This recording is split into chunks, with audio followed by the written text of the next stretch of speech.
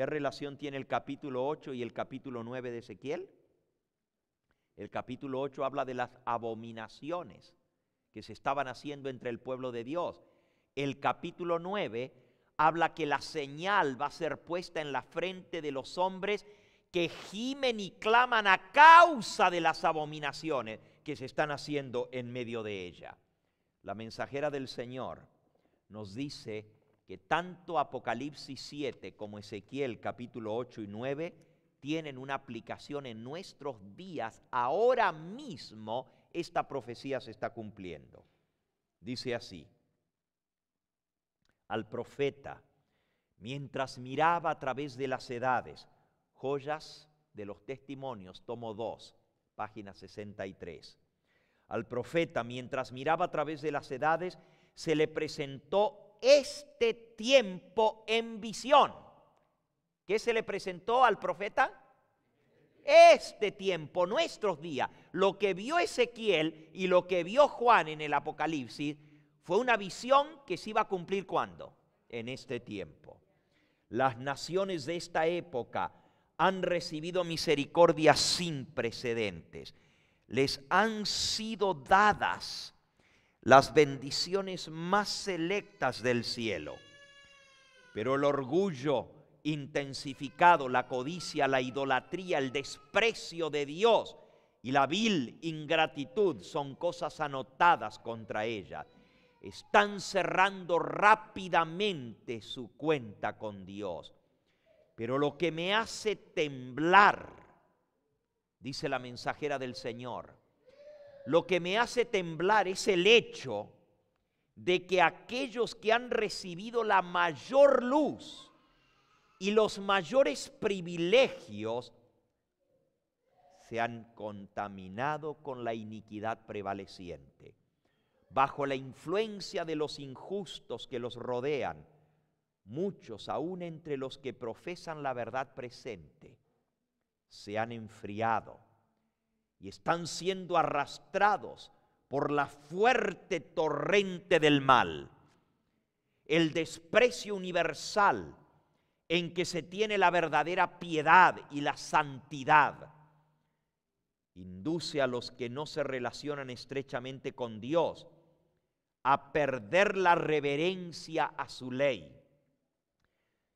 Si estuviesen siguiendo la luz y obedeciendo de todo corazón la verdad, siguiendo la luz y obedeciendo la verdad, esa santa ley les parecería aún más preciosa cuanto más se la desprecia y se la pisotea. A medida que la falta de respeto por la ley de Dios se vuelve más manifiesta, se hace más distinta la raya de demarcación entre los que guardan los mandamientos de Dios y los que siguen los mandamientos de los hombres. El amor hacia los preceptos divinos aumenta en una clase, en la medida que en la otra clase aumenta el desprecio hacia los mandamientos de Dios. Y entonces viene lo siguiente: la crisis se está acercando rápidamente.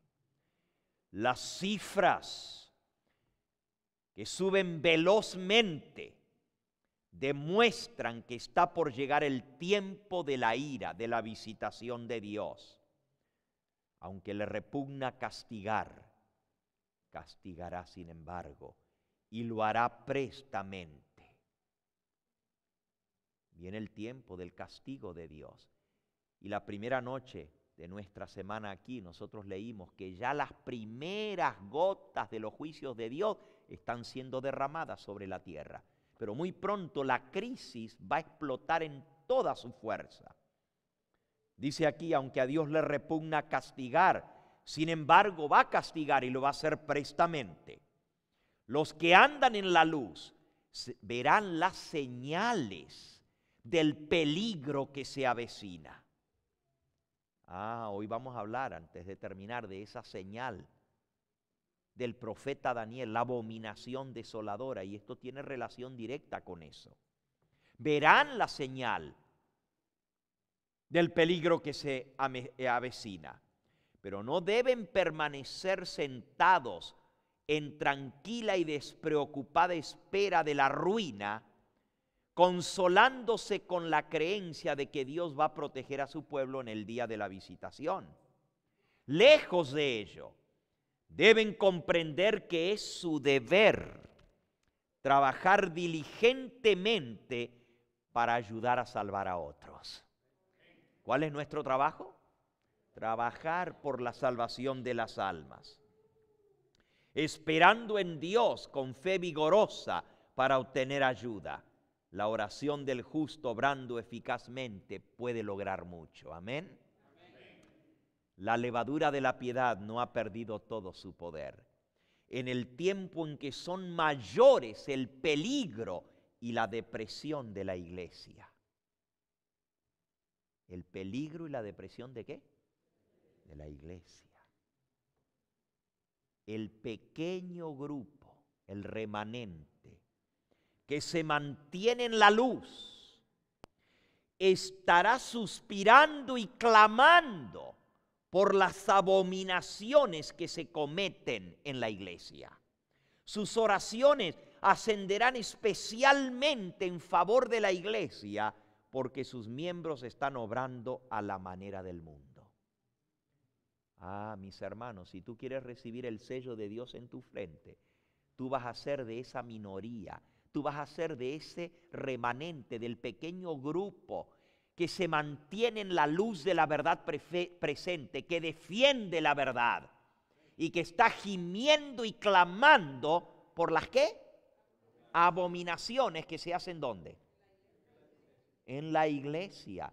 Ajá, celebrando la fiesta de Tamuz en la iglesia sagrada del Señor. Y Dios le llama eso abominación.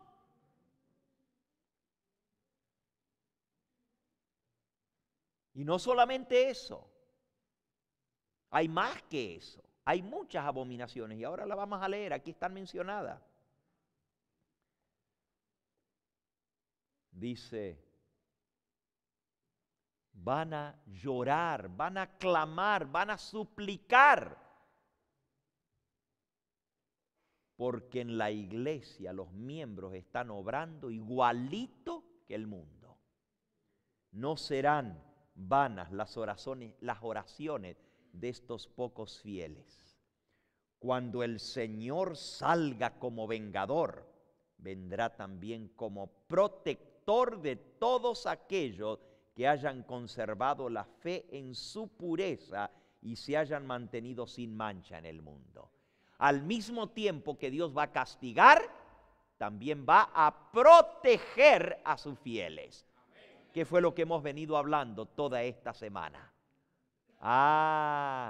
Dice, guarda que de la noche, guarda que de la noche. ¿Y qué respondió el guardia? He aquí la mañana viene y también la noche. La mañana será la mañana de salvación para el pueblo que se ha mantenido fiel. Pero será la noche de tiniebla, de tristeza, de lloro, de crujir de dientes para los que han seguido las costumbres del mundo, para los que han blasfemado el nombre de Dios, que han cometido las abominaciones que se hacen aún dentro del pueblo de Dios. Sigo leyendo. La orden es, pasa por en medio de la ciudad, por en medio de Jerusalén, y pon una señal en la frente a los hombres que gimen y claman a causa de las abominaciones que se hacen en medio de ella. Estos que suspiran y lloran han estado ofreciendo las palabras de vida. Han reprendido, han aconsejado, han suplicado, han llorado.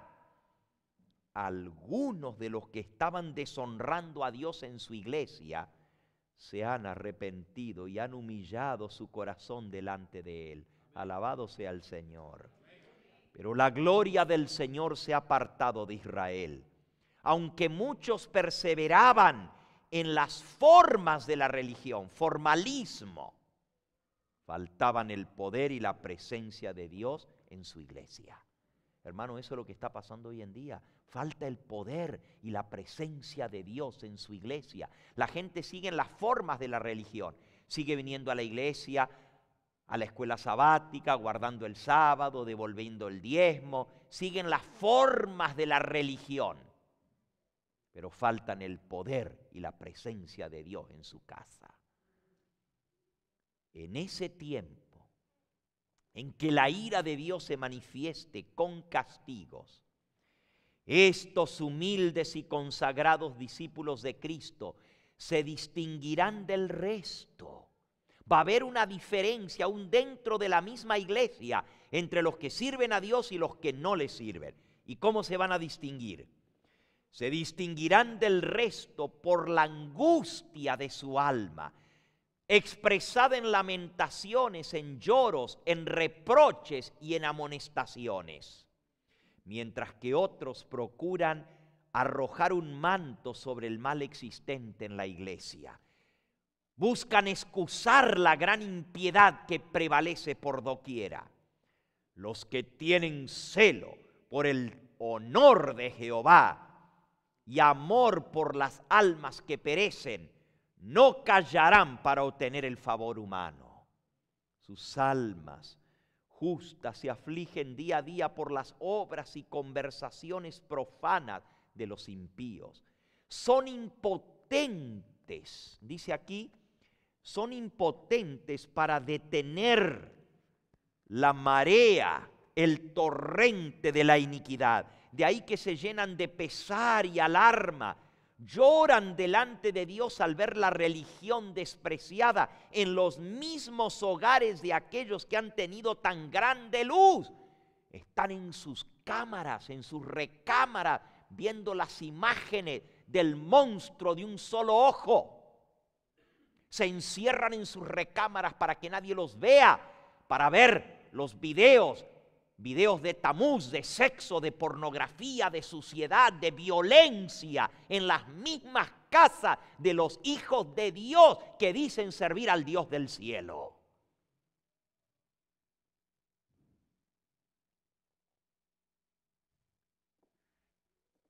Lloran los verdaderos hijos de Dios porque no pueden detener el torrente de impiedad, las conversaciones sucias, profanas. Y si no me creen, párense un sábado a la salida del culto a escuchar lo que hablan los jóvenes a la salida de la iglesia. Nomás presten atención para que se den cuenta hasta dónde ha caído el nivel de espiritualidad dentro de nuestro propio pueblo. Conversaciones profanas del fútbol, del último carro que se compraron, de las películas que están viendo, de la última película que acaba de salir, del último video, del video que van a ver esa misma noche cuando se ponga el sol, pero ya están hablando del video en las horas sagradas del sábado. Los verdaderos hijos de Dios se llenan de pesar, de alarma. Lloran delante de Dios al ver la religión despreciada en los mismos hogares de aquellos que han tenido tan grande luz. Se lamentan, afligen sus almas, porque en la iglesia hay orgullo, avaricia, egoísmo, amor por las modas, por la ostentación y engaño de casi toda clase. En la misma iglesia hay engaño, mentira, falsos testimonios se levantan. El Espíritu de Dios que inspira la reprensión es pisoteado. Estoy siempre leyendo en la página 65 de Joyas de los Testimonios, en el capítulo titulado El sello del Dios vivo. Así se titula este capítulo. Dice: el Espíritu de Dios que inspira la reprensión es pisoteado, mientras triunfan los siervos de Satanás. Dios queda deshonrado y su verdad anulada en su propia casa. Triunfan en la iglesia los siervos de Satanás. La verdad del Señor queda anulada y el Espíritu Santo es pisoteado en el mismo templo, en la casa de Jehová. Y los varones le han dado la espalda al templo de Jehová y están adorando a otro Dios sin darse cuenta.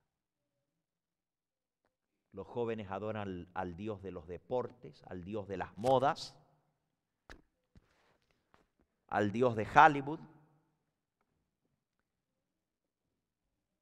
No tienen tiempo para estudiar la palabra de Dios, pero sí tienen tiempo para ver todas las películas. Y es triste, pero a veces los mismos jóvenes adventistas saben más de película que los mismos del mundo. Usted pregúntele los nombres de los jugadores de béisbol o de los jugadores de fútbol o de los jugadores de básquetbol y se lo saben todos y hasta cuánto score llevan cada uno de ellos. Pregúntele los nombres de los 12 apóstoles a ver si se lo saben. La mundanalidad se ha metido dentro del pueblo de Dios. Y dice la mensajera del Señor, aquellos que no sienten pesar por su propia decadencia espiritual, ni lloran sobre los pecados ajenos, se quedarán sin el sello de Dios. El Señor ordena a los hombres que tienen las armas de matanza en la mano: pasad por la ciudad en pos de él y herid.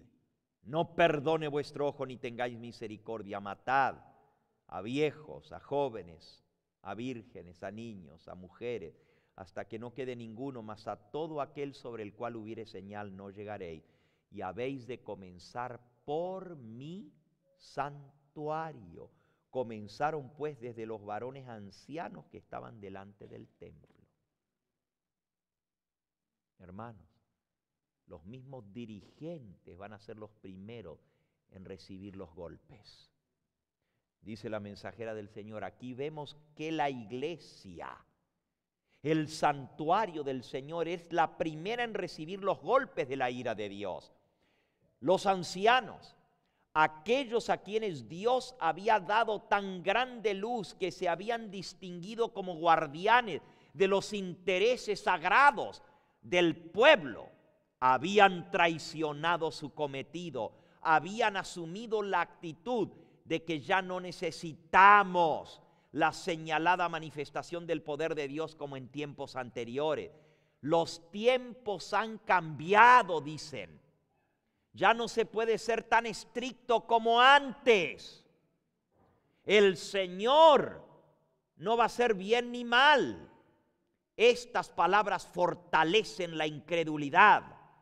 Y dicen, ya no se puede ser igual que antes, los tiempos han cambiado.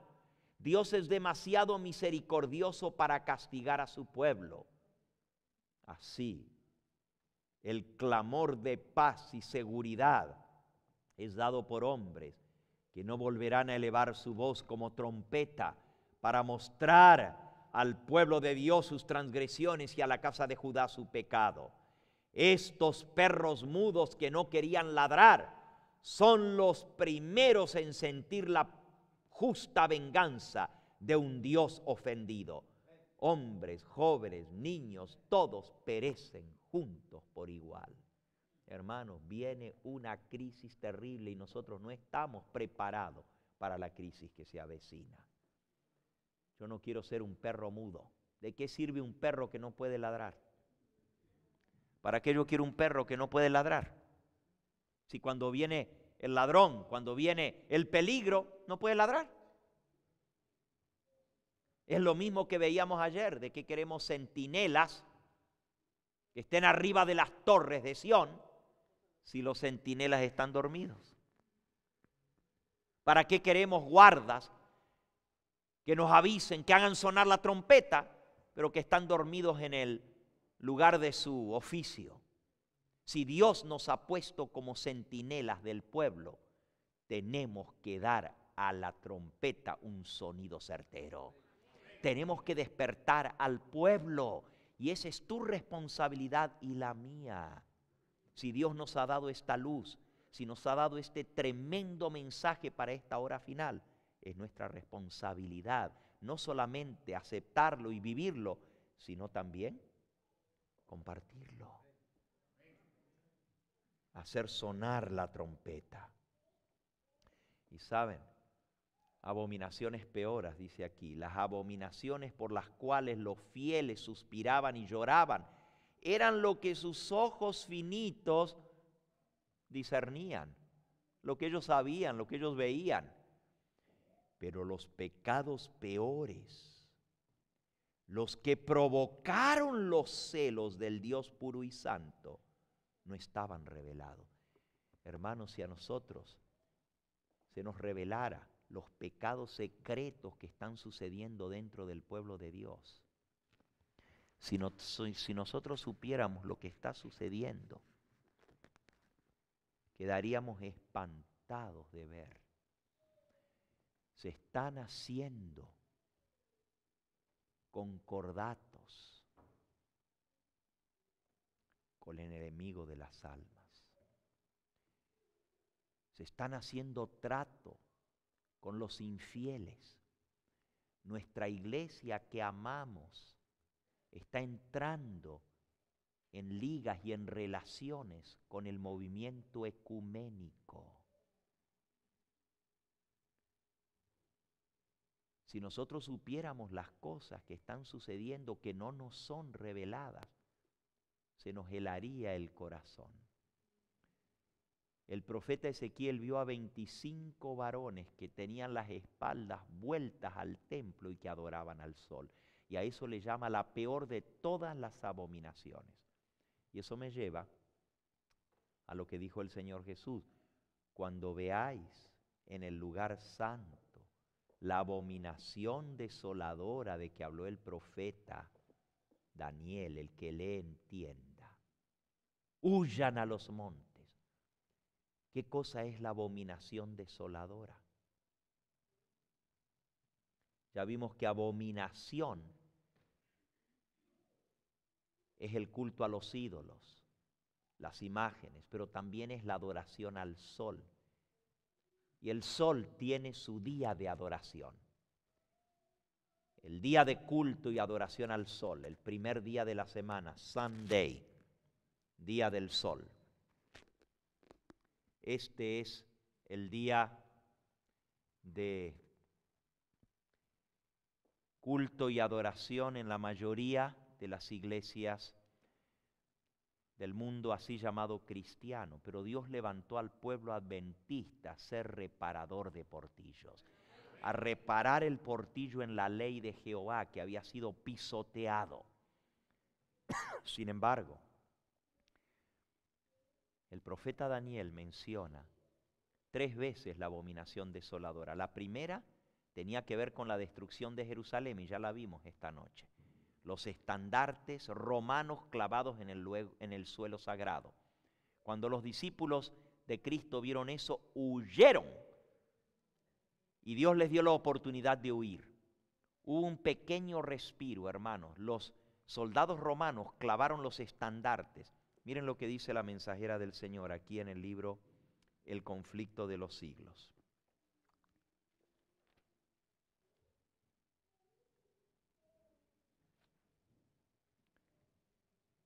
Ni un solo cristiano, página 33, ni un solo cristiano pereció en la destrucción de Jerusalén. Cristo había prevenido a sus discípulos y todos los que creyeron sus palabras esperaron atentamente la señal prometida. Cuando viereis a Jerusalén cercada de ejércitos, había dicho Jesús, sabed entonces que su destrucción ha llegado. Los que estén en Judea huyan a los montes, los que estén en medio de ella váyanse. Después que los soldados romanos, al mando del general Cestio Galo, hubieron rodeado la ciudad, clavando el estandarte romano en el suelo sagrado, que era la señal, de pronto el sitio de la ciudad fue abandonado de una manera sorpresiva e inesperada, cuando todo parecía favorecer un asalto de inmediato. Los judíos habían perdido ya toda esperanza de poder resistir el ataque de los romanos. Los sitiados estaban a punto de entregarse, de rendirse, cuando el general romano retiró las fuerzas sin motivo aparente para ello. No había explicación. De pronto se retiraron las tropas. ¿Y qué explicación había para eso?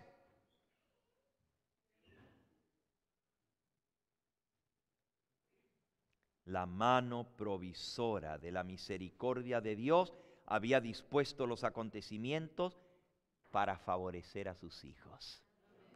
Ah, mis hermanos, también en nuestros días hay una abominación desoladora. Y también el Señor va a permitir que cuando nosotros veamos esa señal podamos huir, y va a preparar las cosas para que podamos huir y no seamos detenidos. Pero el que no obedece de inmediato, ya después no va a poder salir. Escuchen esto.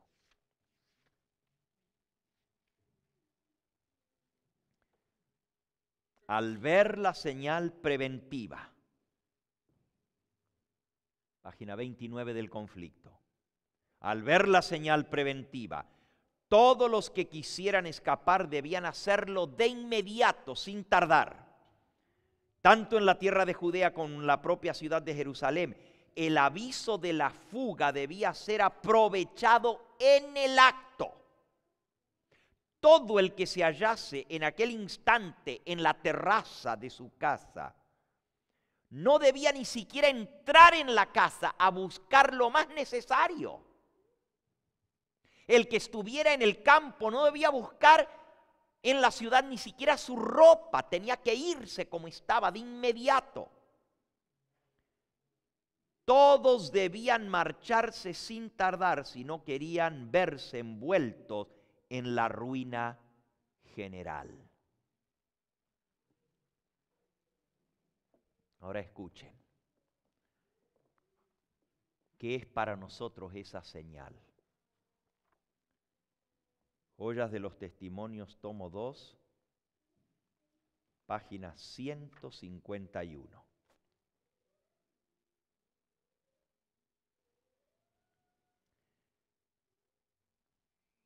Por el decreto que imponga el domingo, la institución del papado, en violación a la ley de Dios, los Estados Unidos se separarán completamente del camino de la justicia.